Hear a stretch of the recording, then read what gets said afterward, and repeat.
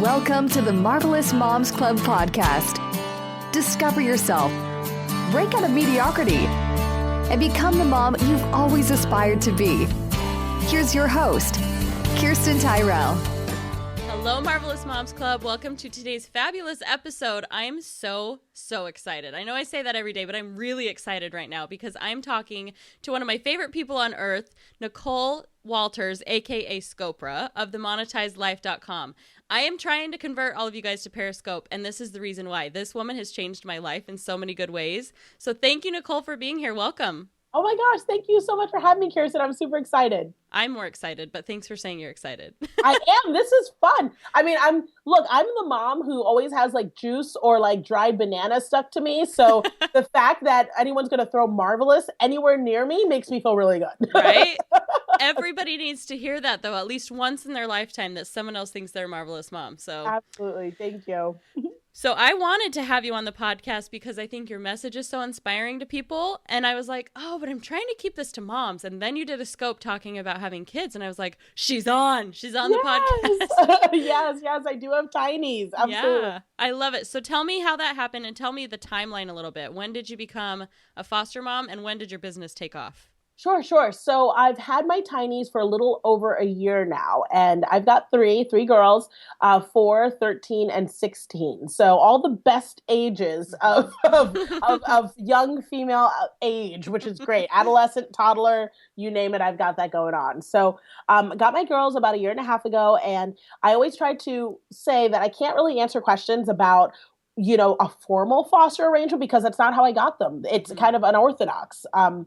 My girls, their mom lives in our neighborhood, and she basically was struggling with some things like addiction, and she was going to be incarcerated. So she didn't have a plan.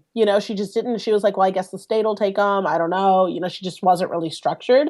So we said, we'll do it, and we ended up taking these 3 girls in, and it's been, their mother's out now, and, she's working on herself and all that, but, our home really is the safest and best place for them. So now they're just part of our life, and we're so blessed because of it. That's amazing. Total sacrifice and love. I'm blown away by stories like that. And I'd like to think that all of us would step up to the plate if that was a situation in front of us. And I know that it was probably easy and hard at the same time because it was like, right. I'm going to be emotionally invested in this and I can't turn back. Well, it's funny because it was one of the things I always talk about with my husband is it was so easy to make the decision, to have them as part of our life just because it felt not even like a duty. It just felt natural. Like, you get that mommy thing going where you're, when you have a little 4-year-old who's like, I'm hungry, and you have a 6-year-old who's like, help me with your homework. And, it's just very, that part was very natural. Where it started feeling kind of hard or like work was when I had to do the real mom stuff. Like you're 16 and no, you can't go out with your friends. And I'm not going to argue with you about your homecoming dress. And no, you can't go out and dental floss and two Band-Aids. You have to wear clothes. You know what I mean? When you start doing that real mom stuff, that's when I'm like, holy cow, what did I sign up for again? But by the end of the night, it's always a blessing because they're such sweet girls. Yeah. It seems like it fulfills you. It does. Oh my gosh. It's a challenge like no other, and it's purpose and drive like no other. Being a mom gives you a whole new perspective. Yeah, it totally does. It awakens you to parts of your soul you didn't know existed. It's absolutely. And also I thought that I was driven towards entrepreneurship and business ownership based on that sort of desire to impact the world and all that. I would literally, as much as I love entrepreneurship, I would throw it all out of the window if it ever jeopardized my 3 girls, because that is truly my purpose, is to give them a better life. So I love that you said that. I was actually going to ask that. Oh, that's so funny. That's amazing. So tell me about your business a little bit too. You have had a whirlwind of a year.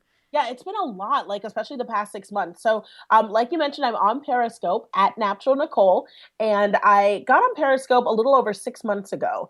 And I was honestly on there, one, just to sort of check it out, because it's kind of the hot new app, and it was Apple's app of the year and all that good stuff. And I was on there, and what happened was I was using it to really just fulfill a part of me, which was helping people figure out their businesses, entrepreneurs who are trying to get established. I worked in corporate America for 10 years doing this for corporations in a consultant capacity, making sure they made money. And so I was just offering free business advice. I was just like, hey guys, what do you need help with? And at the same time sort of venting, I'm dying in my 9 to 5 job. I got to get out of this thing. Like, this is tough. And I love being here with you guys. And eventually the two things sort of collided. Yeah. Eventually you realized you could actually do the periscoping thing full time, and you had a lot more to offer us, people who needed it, than corporate America. So what happened like about 7 months ago now, right? About months ago. So all those things kind of came to a head in August, where I got on Periscope, and after sort of like a lot of prayer, a lot of reflection, a lot of, talking with my family, because, we'd taken in these 3 girls as our responsibility, and we don't receive any help doing that. You know what I mean? So, 3 kids at one time that all have needs, and picking up a 6-figure salary, it's a big decision to decide to quit your job. And the fact that desire was still there, really said a lot about what I needed to be doing. So, I got on Periscope, and in front of 10,000 people, I called my boss and I quit my job. Amazing. I got to see a little snippet of it when you did a recap at your 6-month mark. It was so cool. I was sobbing. It was amazing. I was a big blubbering baby. My boss was really cool about it, and it was a really classy affair. It wasn't like, it wasn't one of those outrageous quit videos where it's like, you take your job and stuff it. Like, it wasn't like that, It wasn't like that. Yeah, because you did have a sweet job. Like, it wasn't the most awful job ever. No, honestly, it was one of those things where I like to say, sometimes when God wants you to shift, he'll make your position really uncomfortable, but sometimes he will make your position very comfortable and you really uncomfortable. So my soul was restless in my job, and I, worked from home. I could travel when I wanted to. I made 6 figures. I had my boss was in Chicago and I was in Baltimore. So, it was really probably everything I could ever want from a job. And if I wasn't happy there and I felt unfulfilled, I knew that I had to look for something more. Yeah. So I want you to talk to the people listening right now, because it's been a big mission of mine to tell moms how much they're capable of doing. And every day I meet new moms that are kind of like, well, I don't even have a dream. And isn't this enough? Like, I'm raising my kids. This is a dream. And yes, I'm not saying that's not enough to raise your kids and have a happy home. But where I started to get hung up on in like the blogging world and everything was everybody talking about how hard it is instead of focusing on how incredible it is and how fulfilling.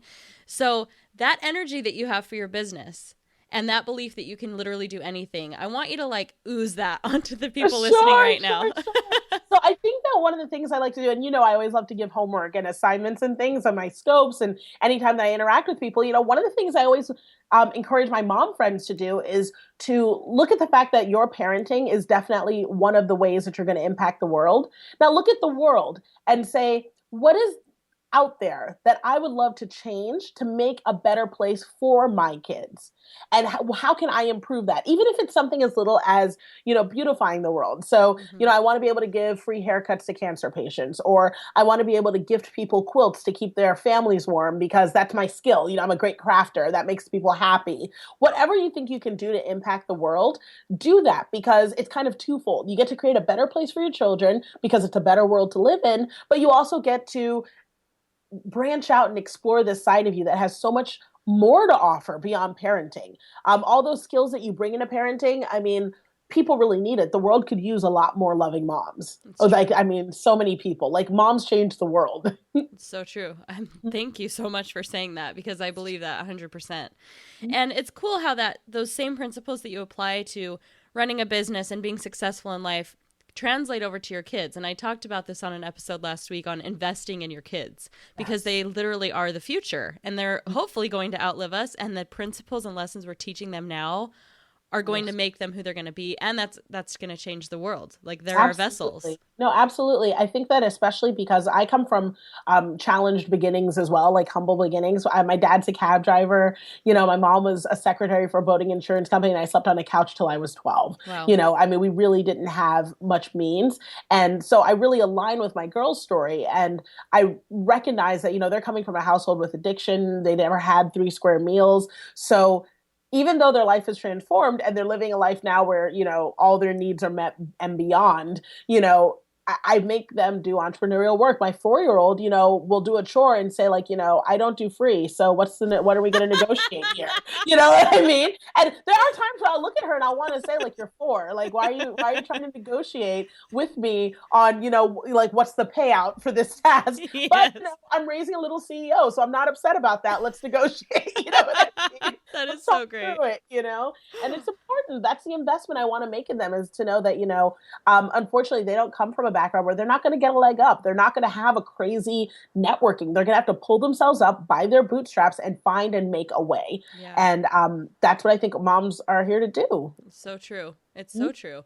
I agree 100%. And it's such a cool example that we get to set. It really is so fun to see those things. Yes. They're watching us so much more than we even think they are. Oh my gosh. And I have the funniest stories just because we, of course, know nothing about parenting. Like, and I've learned over time that you learn as you go, you know what I mean? And none of us really know anything. But I mean, when you're talking about going from, we weren't even thinking about having children at first, we were just kind of like, we don't know. We're good where we are. We've been married for 7 years. And then all of a sudden now we have 3 kids in all the age groups. I mean, we have gone to, my husband's learning how to do hairstyles. And, at the end of the day, he'll come home and want to watch the basketball game because he's a huge Maryland Terps fan. And, our tiny will want to watch Peppa Pig, so Peppa Pig. Peppa Pig. So, I mean, and that's what he'll watch. And, before the end of the night, I was like, how was the game? And he was like, well, I don't know, but Daddy Pig went to the museum, That's our life, and that's how it goes. We learn from them and they're learning from us constantly. Yeah. It's a fun atmosphere. So tell me about that drive, like having the girls. How has that even shifted a little bit more into pushing through the business and the level of success you want to create for your home? Sure. So, one of the things that we can just talk about this in like a logistical number sort of way is, I've got 3 kids. I went from at first just needing to sort of pay the bills, and I did a lot of like philanthropic endeavors before I had girls. So, I had to fund those sorts of things, but really it's like now that I have these 3 girls, I'm like, I've got 3 kids to send to college, and, they don't have any sort of trust fund or literally none of their needs will be met if I'm not able to cut the check for them, So that is something I definitely keep in mind, every day. Our home, we're actually getting ready to move now because the home that we were in before, it's a 3-bedroom, but I've got 3 girls and we're 2 adults, and it was fitting them in. And so now we had to find another home so that we can make space for them, because we want them to be part of our life, and that costs money. And it's just, in my business, I'm aware that the more that I widen my impact, the more people that I try to help, that's also going to translate into me being able to help my kids and my girls and create a better life for them. So the blessing here is that I get to live in my purpose, and with that, I'm finding provision as well. So it's been amazing. That's an inspiration to me because I love what I'm doing, and you're good at it. Thank you. Love it, Kirsten. You're fun. Thank you. But it's super fulfilling, and I want to say it hasn't happened a lot. It really hasn't, that people have been like, oh, you're doing too much. Every once in a while, I hit the almost burnout phase and people are like, are you taking time for you? And I'm like, actually, when I do these interviews, this is my me time. I get to talk to other moms. I get to talk to grownups. I'm totally fulfilled. I'm inspired every time I talk to somebody. And so I'm finding I've learned there's really no such thing as balance. It's just like going after everything 110%. And the fact that I'm like filling my motherhood and my personal cup with these, I get to go out and be 100 times better as a mother. So it's not like I'm picking and choosing whether I'm going to be successful here and fail there.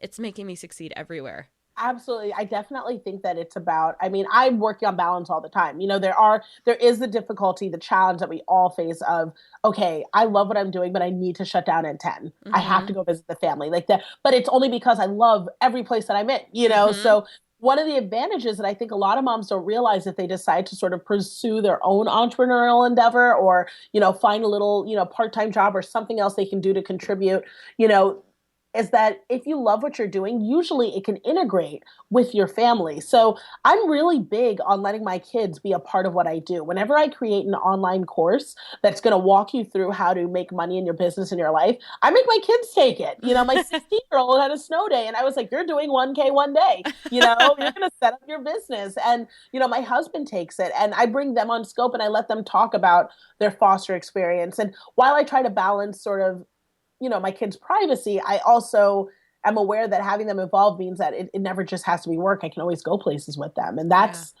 that is a blessing that can't be found in any corporate office. That's so true. Yeah, I love that. My kids know I'm interviewing you today because I've been talking about it.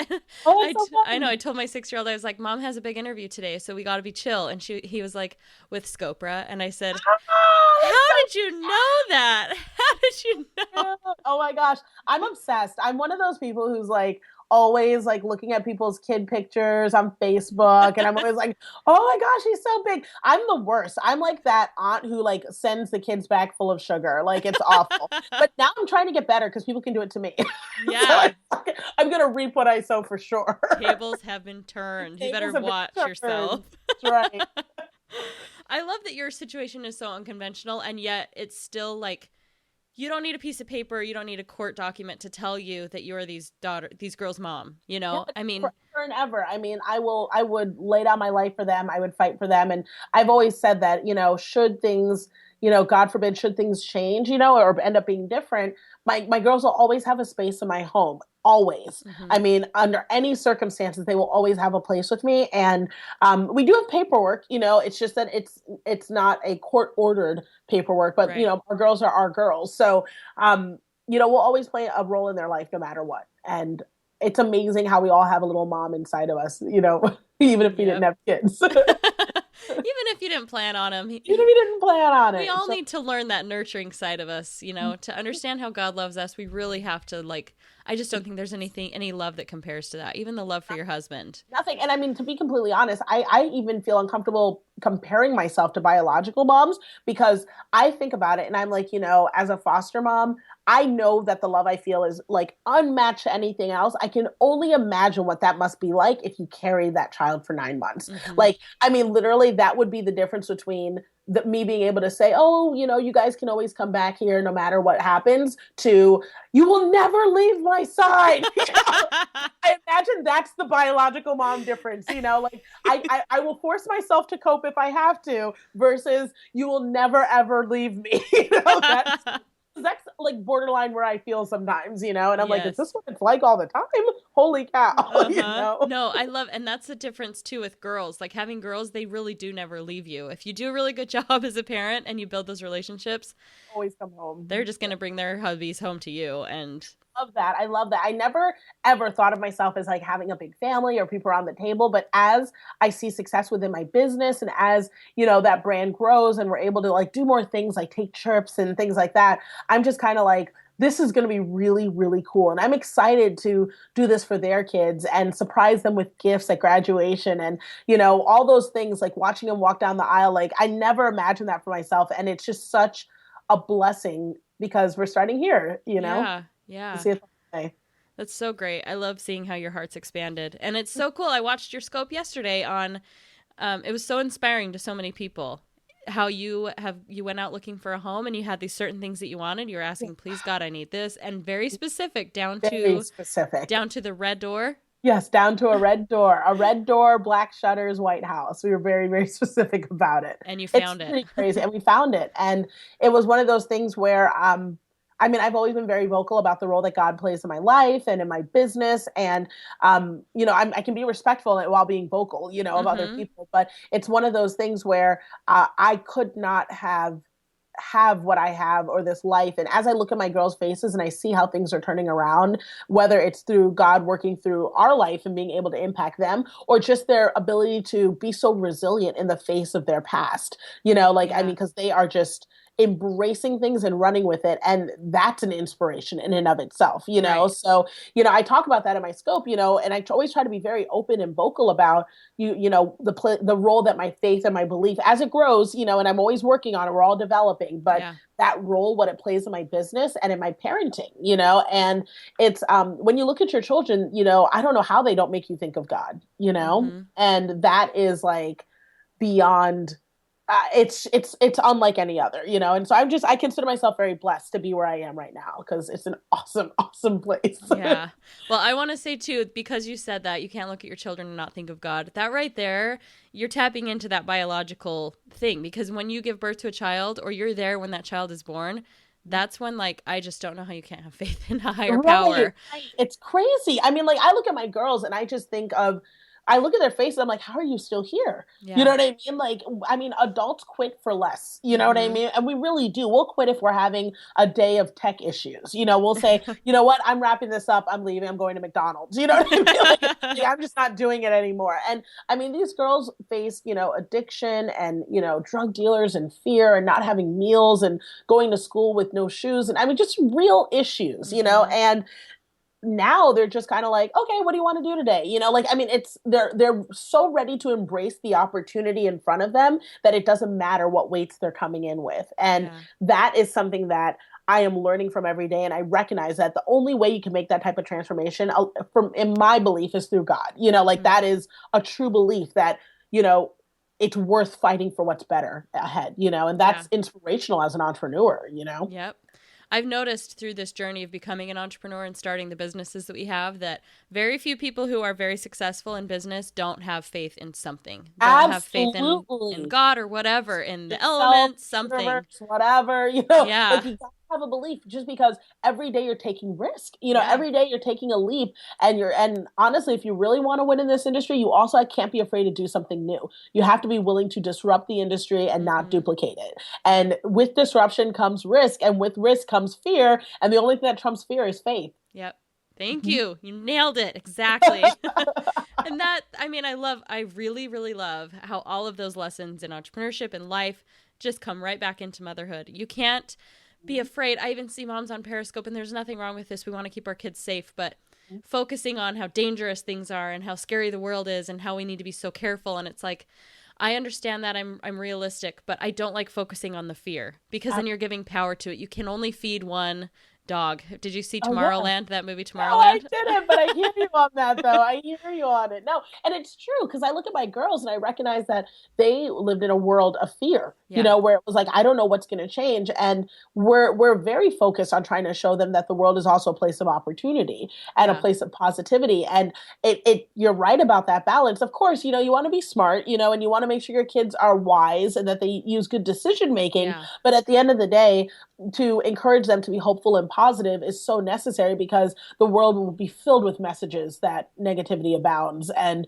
you don't want to add to it as a mom. You know, we're supposed to be that safe, positive thing, you know, that goodness, you know, and I think a lot of it happens inherently, but it's always good to have a reminder. Yeah, it is. And it's good to have a community like this. That's why I love this Facebook group has exploded. And there are so many incredible moms on there daily giving each other advice and building each other up. And I've never seen anything like that in the history of the Facebook groups I've been in. There's always something. Moms are a lot nicer than people know. Like, I've actually been so impressed with both the Periscope community and the Facebook community. Because, I mean, this wasn't something I was actively involved in before. I worked in corporate America. So, you know, in corporate America, they kind of foster this whole, like, you know, kill and get to the top type of atmosphere, you know, and you're just kind of like, man, like, I'm like a nice person. I really just like her too. And I don't care which one of us wins, you know, as long as it's the right person for the job. And, you know, and you get around other moms and you get into this community of women who are just really out there to improve the world, like truly from a place of servitude.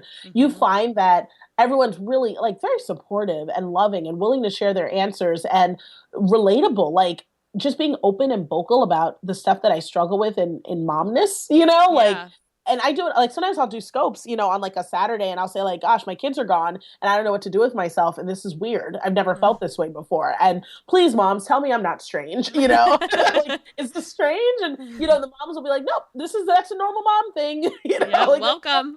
Right. Or I'll say, like, I'll post a photo on Facebook or in my Facebook group saying, like, you know, I love Play-Doh. It's so great. You know, my kid's been occupied for 30 minutes. And then, like, an hour later, I'll post, you know, so she ate the Play-Doh and no one told me she would eat the Play-Doh. like, come on, moms. And all the moms will say, oh, you didn't know that? Oh, well, you got to learn for yourself, honey. You know? Oh, my gosh. Watch out for your carpets, too, because it's going to get there. And I'm like, what? Moms knew this? So fun. But, you know, it's a shared experience that you can connect with women, and it transcends race and, you know, religion and money and everything. And it's just a beautiful thing. So true. I love it. I just started I was on a Periscope with Hello Fab, and there was like all these girls on there, and we've all been scoping. It's like this round robin, like your turn. And it's so inspiring and so fun. And these are friendships I never would have made otherwise, ever. business. I love They live it. everywhere. I So love we started a Scope Sisters Facebook group, which is so cool because now we can actually talk outside of Scope. But at the same time, it's like, but chatting on Scope's so much more fun because we're like feeling it, you know? It is fun. And it's always cool whenever you get new people that jump in the conversation, because one of the things I always love to say about my scopes is, sure, you can show up for me if you want to. That's totally cool. I love that. But it's also fun because I have the coolest friends. You know what I mean? Yep. So people will pop onto Scope and I'm like, have you met my crew? Have you met my regulars? Everyone who gets on there has the best feedback and the most positive attitude. And I mean, I could be talking about something and someone will shout out like a piece of good news and everybody else will be like cheering them on, and it's just nice to have a place to visit as easily as on your smartphone. That's joyful, because sometimes you have a crummy day and it's amazing how that'll turn it around. That's so true. It's really cool too how it kind of helps you not feel alone. It's one more way you get to see, and it's so real. You get to see inside these lives where, okay, so there's like the butter half, and she's an amazing food photographer and food blogger, and she gets to bring us into her home and show us how she styles the food, and we get to see real life, her kids running around, and it's crazy. Right. And it makes you feel a little less alone, and like you're a little not more normal, Yes. In the world of perfect Instagram filters, it's nice to see unfiltered life, Thank you. Exactly. Yeah. That's a perfect way of putting it. And it's inspiring to me and it's fun. And I just feel a little less alone in cyberspace. I know, absolutely. And you get to connect with people too, because I think like you're saying, one side of it is that you find those people to connect with and say, gosh, we have a shared experience. But the other side is it's like this mega mastermind too. Like Totally. I've learned things. I can turn on Periscope and say, hey, I need activities. Calling all moms. I need activities, stat, rainy day, And I mean, I will literally get off of Scope in like 15 minutes with a list of 20 things I can do with instructions from tried and true moms. And that's better than Google, what I mean? And it's just, I mean, that right there is amazing. I love it. Yeah. So everybody listening, get on Periscope. Yes, I'm serious. It's thebomb.com. It is, definitely. It's the place to be anymore. Okay, so tell me a little bit about 1K One Day and when you're opening it up again, in case anybody here listening is interested in growing a business. Right. So 1K One Day is awesome. I love it. It's so much fun. And it's this online academy. It's an educational platform. So 1K One Day is an online academy that teaches you about how to fill in the gaps in your business or build a business around what you love. So it's not even it's not geared specifically towards coaching, and it's not geared specifically towards certain skill sets. If there's something that you love, there are literally complete strategies, step by step, that show you what to do. Mm-hmm. So, having worked in corporate America, I recognize that a lot of people will say, I have this hobby, let me start a blog, or I have this hobby, let me put it on Instagram.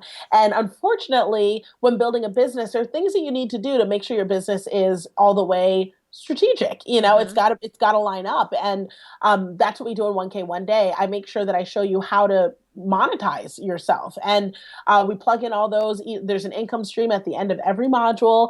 And my favorite thing about it is the online community. So you basically get to build this mastermind within 1K One Day that'll support you through not just the course progress, but I mean, these people, everyone meets at Cheesecake Factory. I mean, people are getting together and hanging out. They're having, Google Hangout calls to kind of go over their business and really make sure, because a lot of times, even if you've tried before, the accountability was missing, and being able to have that group actually helps you see results. Yeah. So it's awesome. It opens again in June of 2016. And if you want to know more about it, you can find out at 1K1day.com. Cool. And I'll post that in the show notes as well, so you guys will not miss it. I'm dying. June's my birthday month, so that's going to be like my birthday present to myself. Yes. I love it. We're going to freak out. We'll have to get you a cake or something and like put it in the group. Let's do it. Yeah. I'll be like, oh my gosh. Can you make it a white cake with the confetti frosting, funfetti frosting? That would be amazing. Done. Although some in the house. Awesome. I'm off sugar right now, but I will definitely have cake for my birthday. It's a virtual cake. It totally counts. Yeah. You could totally. I could lick that thing. Yes, eat the whole virtual cake. Oh my gosh, I love it. So with 1K One Day, something cool that I've noticed too within this Marvelous Moms community is there's so many, it's actually rare to find a true stay-at-home mom who doesn't do anything on the side because of the cost of living anymore. And just, I feel like all of us have this innate desire to push ourselves and try something different. And we see people succeeding. I mean, my graduation class alone, they have started crazy businesses. Like there's some serious success, and it's so inspiring to me. But I think a lot of moms get hung up on like, well, that ship has sailed. I can't do that. I'm not smart enough. I'm not pretty enough. From your perspective, could anybody make that decision and do what you have done to create crazy success in their life? Not only can anyone decide, if you're a mom, you already have. Because making the decision to parent, especially if you're a mom of two, making a decision to do it again, yeah.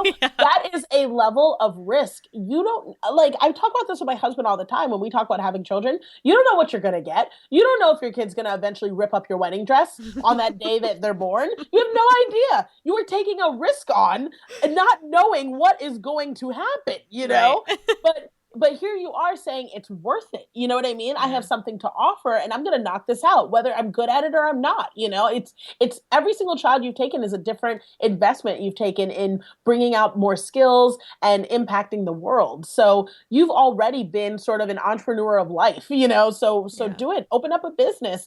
Odds are you already have the skill sets to succeed. Oh my gosh, that was the perfect answer. That's exactly why I wanted you on here. I knew you'd say it right. I've been dancing around it for 2 months and you nailed it. Oh, that's awesome. No, I'm glad. It's a connect. You bring it out of me. I feel the mom energy right here. Right through the screen. Okay, so you're a really smart girl. You've got an incredible background. Your education's huge. I imagine that you're a reader, right? Yes, oh my gosh, absolutely. Okay. They actually say the average entrepreneur reads a book a month, and the average American reads a chapter a year. So we're entrepreneurs. I'm reading like 3 books a month. Yeah, 3 books a month. Most of the entrepreneurs I know who are really successful read about a book a week. Yeah. Mm-hmm. That's where I'm at. It's my Audible as I'm walking the beach trail because right. I'm fancy like that. University. Play Audible. Yeah. So what are you reading right now? What's in the queue? Yep. So I just finished reading The Success Method by Glenn Bland. Okay. I'm also reading Girl Boss by Sophia Amoroso. I've got that. And because of course, you're reading more than one book at a time, right. Of course. Yep. And next on deck is The Year of Yes by Shonda Rhimes. Cool. Yes. I like that one. I think I've heard that one before. Yeah. So Same with Girl Boss. Yeah, and they're just, the thing is, what I found in a lot of books that I've read is that there's a lot of shared themes around success, believing in yourself, making sure you plan, structure, positive affirmations, and having the right friends. And while the books can feel redundant in that message, what you're realizing is that there's a pattern and you need to nail it. And you need to find out a system that works for you to nail it. So that's what's great about reading all the time, because the more you have that affirmed to you through these different people, like Glenn Bland and Napoleon Hill couldn't be any more different from Shonda Rhimes, know, but they're doing the exact same thing. Lesson learned, So true. Gotta read. Yeah, we do. Have you ever read any Grant Cardone? Oh, I haven't read. I've met Grant Cardone. Shut the front door. Yeah. And we both spoke at Periscope Summit the first year. Yeah, in New York last year. So yeah, I haven't met Grant Cardone. I'm very big on sales as well. We have very different sales techniques. Yes. Yeah. Our strategies are very different. Our approach is very different. But I totally respect his hustle. And his style of sales is just like, it's weird for me, Yeah. What I mean? Yep. It's weird for me, but it's effective and I totally get it. And I watch his scopes sometimes. That's kind of my preferred Grant method. Yeah. My favorite scopes that he does are the ones where he just turns on the camera and you just watch him, like where he's doing like a real estate call or he's negotiating a contract. I prefer that as somebody who's been in sales for a while, to be able to sort of fine tune my craft by just watching him and absorbing what I'm looking for versus the step-by-step 10 times your life sort of thing. Yeah. Yes. But it's good stuff. Yeah. And that's the importance of reading multiple things, because I read Darren Hardy and then I read Grant Cardone and I'm like, oh my gosh, I get to find my own way, but they're both incredible and so inspiring. Absolutely. And I think that's one of the things that's kind of cool about sort of being in this space of entrepreneurship is, there's nothing new under the sun. Everybody's kind of doing things and reinventing them, but finding someone who actually speaks to you can be transformative. Totally. So for instance, my mentor is Chalene Johnson, and I didn't even know she existed before. I mean, you would have thought I'd never stayed up past 12 before because I never caught an infomercial for Turbo Jam. You know what I mean? I had no idea who she was, but when, and as a fitness guru, it's fair to say she's never really spoken to me. You know what I mean? Because I have pounds to shed, we haven't connected on that front. But when it comes to a businesswoman and an entrepreneur, she speaks my language. Like she's like my soul sister. And it's cool because she also isn't saying anything that's very different from your Brian Tracy's and your Pat Flynn's and your Brendan Burchard's. It's all the same sort of language. It's just I understand her better. You know what I mean? Yep. Different dialect, if you will. So it's important to keep educating yourself and getting out there because it's integral for your business. Totally. Amazing, amazing stuff. So one more thing I wanted to say that I almost kind of wanted to cry when I heard this. And this was maybe the first time I realized that you were a mother, when you were talking about your schedule and how you were like, I will always have these hours blocked out for my kids. Like for the next 18 years or how many years, like these hours will be blocked out. Right. So I admire that so much about you, and the fact that your future includes these girls, and this isn't a temporary situation. You're carrying on with this. You're forever a mother now. And I want you to know, from my perspective, it doesn't matter whether you birth those girls or not. You have the exact qualities that every marvelous mom needs. So don't make me cry. It's true, though. I'm trying. Thank you. You're doing a fabulous job. And as a person and what I see of you that you put out there in the public eye, I know that if those things translate over when the camera's off and you're a mom, then you have nothing to worry about. Those girls are going to turn around and say, thank you so much. You changed my life. And so much. I thank you. People know, and I think I get on Scope once in a while and I say this, like, I always freak out. Like, I'm always like, am I messing up? You know what I mean? But then I learned that that's part of sort of being a mom is, am I messing up? So yeah. Yeah. It's part of everything. You've got to fail a couple times to learn what the heck you're doing, right? Yeah. Thanks. Oh, geez, Kirsten. You're blushing. You're matching your beautiful pink shirt now. Thank you. Yeah, I know. I really am. I'm like, oh my gosh. Okay, so now that I've given you your answer for you, I ask everybody on here, what makes you a marvelous mom? I keep trying. And I put my kids first. I think that's isn't that what makes anyone a marvelous mom? Is that we just don't quit, And I mean, even if you feel like you always quit other things, like the new job venture, or I never finished that book, or I quit this course or whatever. One thing that you never quit when you're a mom is being a mom, and being there for your kids and trying your best every single day to give them everything that they deserve and oftentimes more, and create a world that's better than your own. And I think that is probably the definition of being a mom, period. But, the fact that you wake up every day and keep going is what makes you marvelous. Yeah, that's so true. Thank you for saying that. I completely 100% agree. I've had days where I'm like, I can't do this anymore. I can't. But but the kids. Yeah, and I'm like, but there's no choice. Like, where are they going to go? Right. Nobody could do it like me.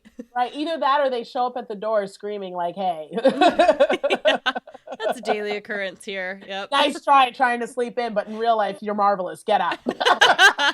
Exactly. Get up and have your miracle morning and be a good mom. That's right. I love them. Yeah. Well, you are a beautiful soul, and I am so happy that you had some time to connect with me and share your story and your inspiration with everybody on here. It's so important for everybody to know the levels of joy that are possible when you step beyond your comfort zone. So I appreciate you sharing that. Oh, thank you so much, Kristen. Thank you. It was a pleasure. Thank you. And everybody else, you have a fabulous day, and we will check you back on the next episode.